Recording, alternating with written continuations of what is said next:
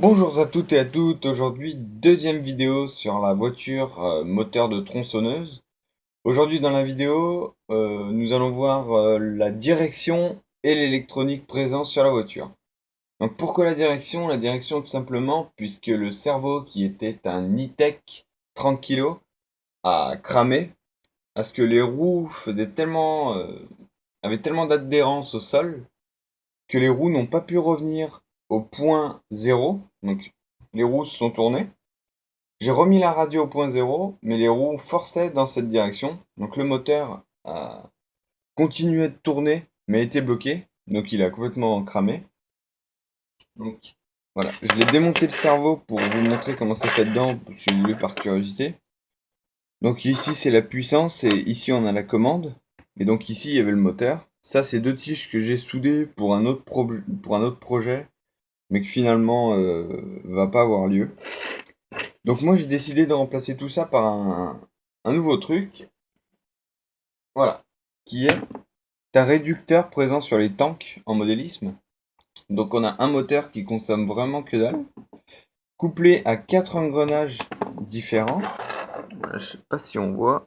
Voilà, si voilà. Voilà, couplé à quatre engrenages différents qui démultiplient donc quatre fois une force. La force mécanique de ce moteur est tellement démultipliée que c'est pratiquement impossible de bloquer ici l'axe dès qu'il tourne. Donc pour contrôler ceci, j'avais pensé à un variateur. Un variateur comme ceci, voilà. Sauf que le problème d'un variateur, c'est qu'il y a l'option stop. Enfin, l'option, non, il y a le stop.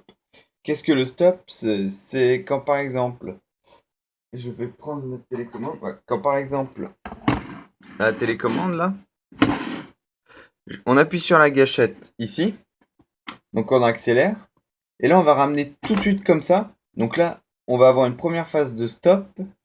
Il va falloir ramener la gâchette au milieu pour réenclencher une autre direction.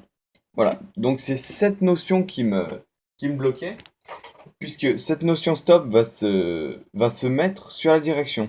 C'est-à-dire que je vais tourner à droite, et après je vais tout de suite tourner à gauche, ça veut dire qu'elle va revenir au milieu, et elles vont jamais tourner à gauche. Il va falloir que je revienne, que je remette mon potentiomètre à zéro, et repasser dans l'autre sens pour qu'elle aille. Donc je pouvais pas me permettre de faire ça pour tourner en deux temps à chaque fois. Donc j'ai décidé de faire la vieille méthode et un variateur mécanique. Donc je ne sais pas si vous connaissez ce système. On a ici un sélecteur, une résistance, la sortie moteur, l'entrée de la batterie. Tout simplement le sélecteur, ici, je vais essayer d'approcher au plus pour expliquer. Voilà. Ici on voit bien grande vitesse, ici c'est grande vitesse avant, grande vitesse arrière, petite vitesse avant, petite vitesse arrière. Vous voyez, c'est bien, c'est deux circuits différents. Donc quand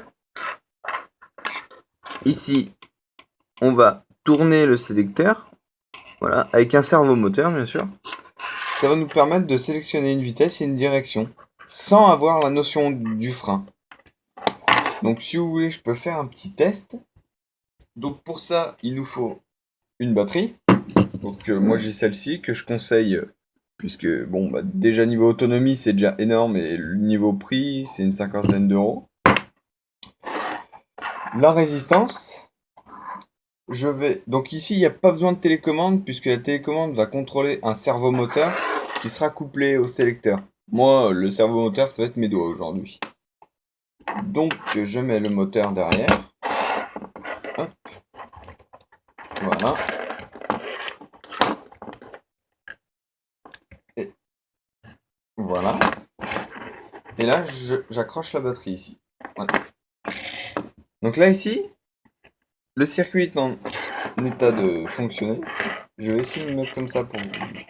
Je sais pas si vous voyez. Si, on y voit. Donc là, je bascule le sélecteur. Ça tourne dans un sens. Je bascule dans l'autre. Ça marche. Donc moi, je vais rester en petite vitesse. Ça sert à rien d'avoir une direction qui fasse... Donc voilà. Donc ça, c'est pour la direction. Maintenant, on va passer à l'électronique. Donc l'électronique, comme vous l'avez vu tout à l'heure, j'ai 7 radios et un petit récepteur. La radio, c'est une radio digitale que je conseille. Moi, on me l'a passée parce qu'elle était en panne et je l'ai réparée.